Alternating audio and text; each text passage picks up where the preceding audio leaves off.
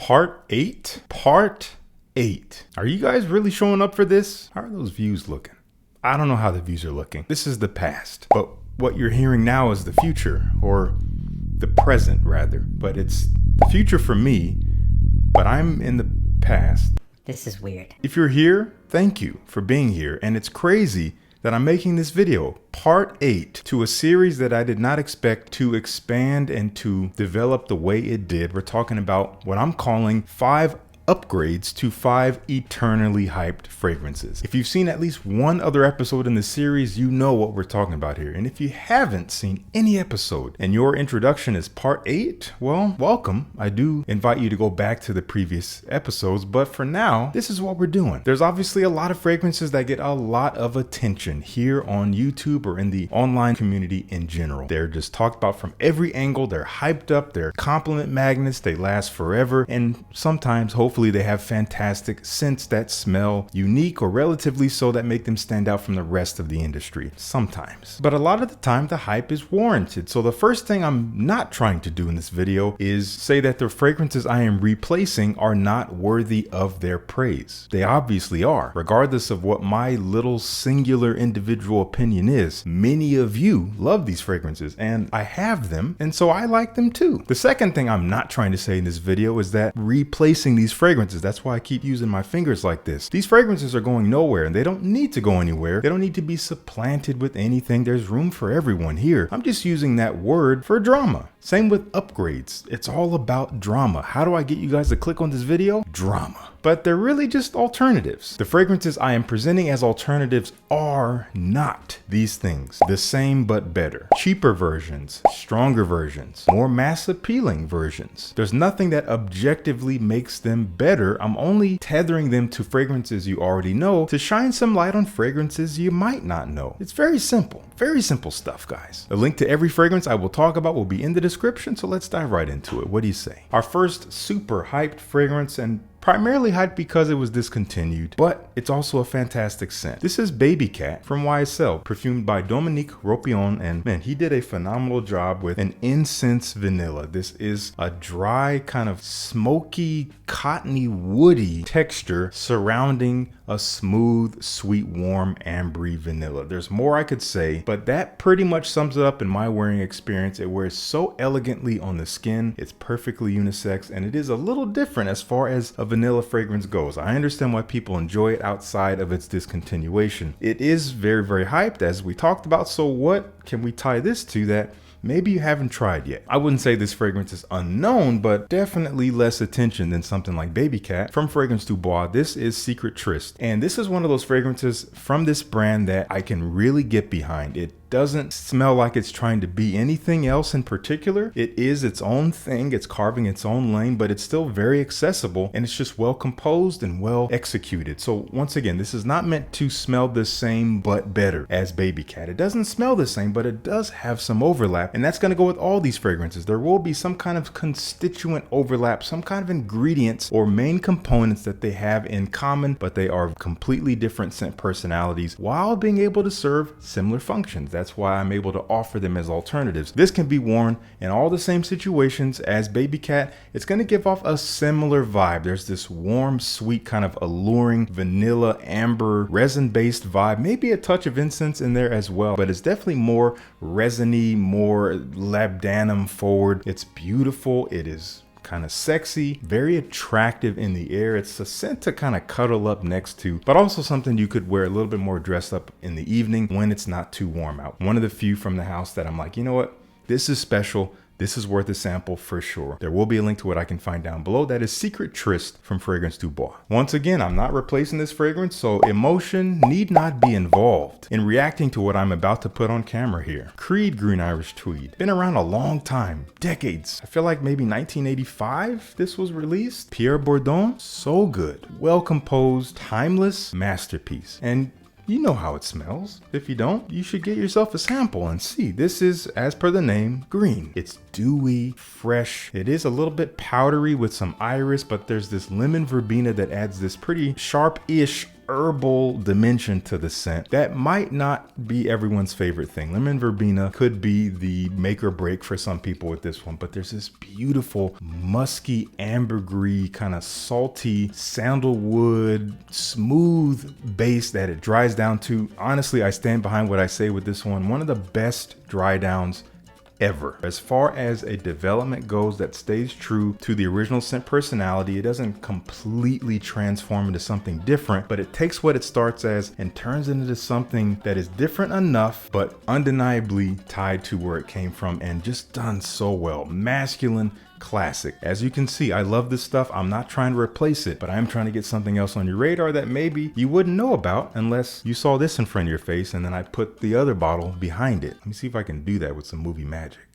Oh, I hope that worked. this is a lovely scent that you may not know about from a brand called Heeley, and they call this Cologne Officinale. A fragrance I can easily say I have not given enough love to, not enough attention to. It is by nature a different type of composition to Green Irish Tweed. This is more based on the fougere, has that vibe, but it's not quite as creamy, not quite as coumarin tonka bean forward, but there's a lot of oak moss, there's a lot of aromatics. It is green, it's herbal, it smells sophisticated, crisp, daytime, confident, masculine. There is a timeless elegance to it. It will remind you of older style fragrances that came out maybe within the last 40-50 years or so, but done beautifully in a modern way. It's a great standout contemporary piece tied to a long old genre of fragrances, and it just does it really well. So worth your attention. Let me know if you've tried this one, and if not, again, link in the description. Cologne Officinale from Heeley. You guys know this one. This one is hyped to Pluto and back. From Essential Parfum and from perfumer Quentin Beach, this is Bois Imperial. I really enjoy this stuff. This is what I would classify as simple, alluring, and versatile. There's something very bare bones about it. You smell it, you kind of get what it is all at once. It doesn't change much on the skin. It just is what it is, but it is well put together. It's done in a way that smells kind of everyday. There's a cleanliness to it, fresh, spicy, herbal, basil, and definitely a musky woodiness that kind of wraps it up. Maybe a touch of citrus.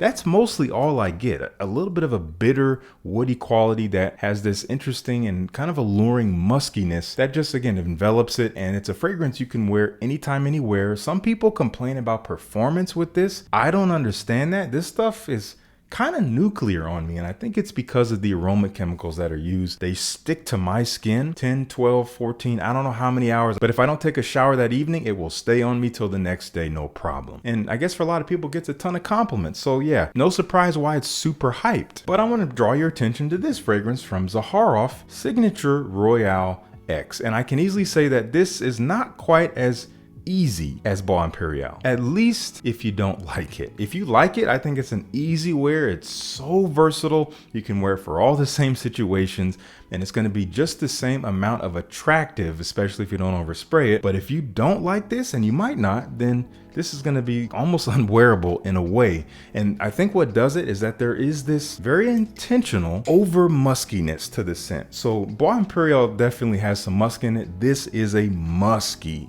woody, citrusy fragrance, definitely more a bottom up type of scent. And some people say it has a bit of a BO quality. I don't personally get that, but it is intended to have this borderline, I don't know what else word to use, but crotchy quality to it. That's what they're going for here. It is supposed to be provocative while still being clean. It's clean dirty, if you know what I mean. And all that being said, again, if you like this scent, it's incredibly versatile. I love this. I've gotten compliments on it. So don't be afraid of what people say if you haven't tried it, but do get yourself a sample. Again, link down below. Don't just go on the full bottle. If you're a little bit concerned or squeamish or hesitant, then don't get the bottle. Get a sample, see for yourself. But trust me when I say this is special stuff. If you like a different take on a daily profile, this is one to check out. Signature Royale X. From the house of Acqua de Parma, easily one of the most hyped from the house. I've loved this fragrance for quite a while. I don't wear it all that much these days. I will pull it out once or twice in the summertime when it really shines, but I will always have this bottle until it's gone, and you'll see quite a dent in it because I've worn it a bit over the years. This is Fico di Amalfi. Again, no stranger, super hyped, very, very well loved, very well known, and rightfully so. It is a fruity forward fragrance. Juicy fig and citrus, a little bit of a green quality in there, this kind of branchy woodiness, very light woody quality that envelops it. Kind of like this bottle, maybe it's just affecting my perception. I do get a wateriness. It's almost like all these fruits floating in clean, beautiful Mediterranean water. It's just a perfect scent profile for an uplifting mood on a bright summer day. You just want to have something that's easygoing but different. Doesn't just smell like shower gel, fresh out the shower, generic anything. It is a special scent personality, and once again, loved for a great reason. But I want to draw your attention to another fragrance that, again, you may not know, you may not have tried, is not completely unknown, but definitely way less discussed than Fico di Amalfi. It's from Maison Francis Kurkdjian, and they call it Aqua Celestia Cologne Forte. Definitely the best one in this collection. I'm not saying don't try the others, but I'm saying if you're gonna try one, try this one. Man, it's this beautiful, fruity, citrusy profile in line with Fico di Amalfi, but nothing like it. It's black currant forward, so there's this tart, sweet fruitiness that is juicy and mouth-watering and uplifting. There's a nice musky woodiness that kind of surrounds the scent and pushes it forward. It overall smells just clean and kind of sparkly in a way, kind of like a clean white shirt, what I'm wearing right now, but with a nice fruity dimension to it that makes it a little bit more interesting, a little bit more fun, if you will. And I think it's a perfect alternative to something like Fico di Amalfi, worth a sample. That is Aqua Celestia Cologne Forte. And finally, a fragrance from the House of Mancera that is hyped quite a bit, nowhere near as much as something like Cedrat Bois, Instant Crush, or Red Tobacco. Of the, I don't know, 11,000 fragrances that Mancera has created, it is fairly well known, but by no means the top. This is Aoud Lemon Mint. I really enjoy this one. It's one I didn't love at first. Tried it years ago. It smelled like a powdery lemon drop to me. I got rid of it. I had to get it back because I knew my taste had changed, and now I really enjoy it. And don't be alarmed, this is the magnetic cap. It's a newer version. I've had it for a couple years now. Some people will say, well, the performance has suffered, they reformulated it. And it's like, yeah, instead of 29 hours, it now lasts 11. What's the problem? Beautiful scent. Not super minty, but has a bit of a freshness. Definitely more lemon forward. It is this slightly powdery, sweet, almost candied, fresh lemon with a little bit of powdery musk and a touch of oud. Very, very light on the oud, but there is a woodiness that kind of supports it. Just smells really pleasant and very delightful in the air. It leaves a beautiful trail, and it's kind of unique. Doesn't really smell like anything else out there. I really respect it from the house. But again, you probably know this. Maybe you've tried it, maybe you haven't. If you haven't, I recommend sampling it, but there's an even greater chance that you haven't tried this one. Icon from Kajal, a newer release from 2024 that I wasn't completely sold on. I did a first impressions video as a short, and in that video I was like, yeah, it's fine. But I've grown to enjoy it over some full wearings, over getting it on the skin, letting it dry down, letting it reveal its true character, and it just shines as a beautiful, uplifting, fruity scent profile. Yes, it is very fruit forward, lots of pineapple, maybe passion fruit, mouth-watering, tropical fruitiness, but behind that is this delicious gourmand, vanillic, praline, musky wood smoothness. It just dries in this warm, dessert-like way, not overtly, just a little bit, and it adds a beautiful dimension to the fruitiness. Now overall, it is a fairly sweet fragrance, so you gotta like sweet, but it still dries fairly masculine on my skin. I did find that to be the case, and that was a surprise, especially compared to the opening. It's very juicy, dripping, fruity forward when you first spray it on, but it does dry to something very elegant and alluring, and again, quite masculine, but I would say it is just fine as a unisex fragrance, and it's a perfect alternative to something like Aoud Lemon Mint if you're looking for something that is fresh, sweet, and fruity, but with depth. It's going to give you a similar vibe and feel, even if the scent is not exactly the same. All right, once again, every fragrance I talked about will be in the description. Let me know if you've tried any of these down in the comments. Let's talk about it, and thank you so much for tuning in. Peace. I'll see you in the next one.